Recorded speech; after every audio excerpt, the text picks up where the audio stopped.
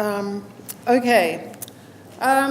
In the 1980s and early 1990s, frog populations declined and disappeared worldwide, largely due to a disease called chytridiomycosis.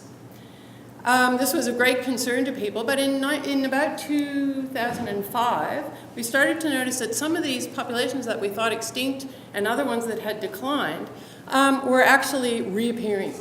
So what I want to talk to you about today is, are those populations that had declined and are now reappearing safe from this disease or not?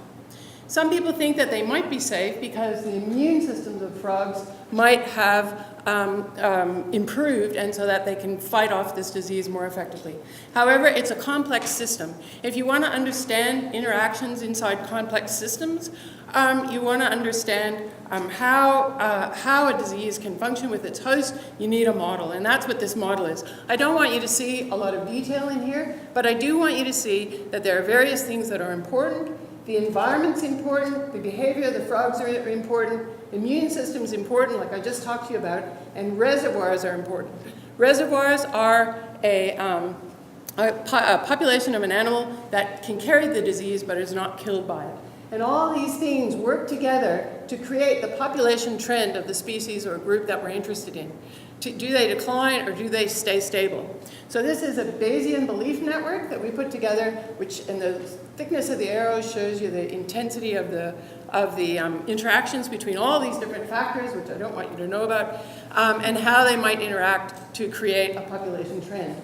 So are our populations going to go extinct?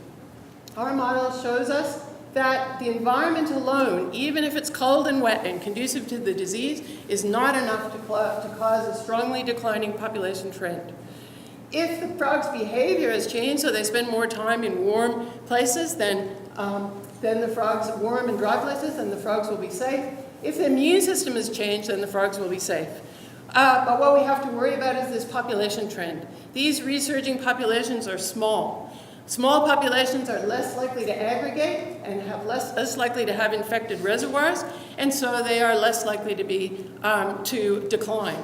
As the populations grow, they're more likely to have all those things, and they're more likely to decline.